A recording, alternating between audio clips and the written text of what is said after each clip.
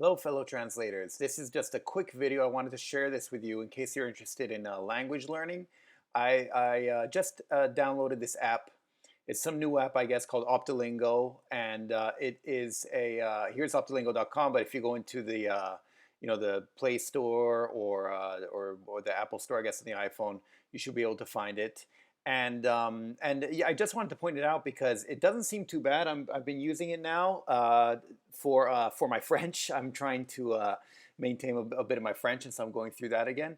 And it seems pretty interesting. It has basically spaced repetition for a bunch of phrases and situations, phraseology. As far as I can tell, you cannot make your own flashcards or anything like that.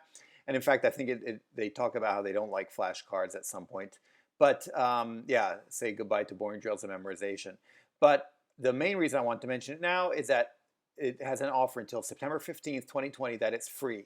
And you can, and you'll have lifetime access to it for free. So if you're interested in learning a new language, or in the near future you might be interested in learning a new language, then why not download it now? And they have a bunch of languages. I think here, yeah, they have the list. And so, yeah, as you can see, it's quite a few languages that you can pick from. And I know I'll be interested in, I'm doing the French now, but I'll be interested probably in the Korean, the Chinese, and maybe the German as well. Anyway, we'll see. But yeah, I just wanted to mention this. I know a lot of you are learning new languages, or you're maintaining old languages or stuff like that. And so this could be interesting, and definitely let me know your experience with it. I have no affiliation with this.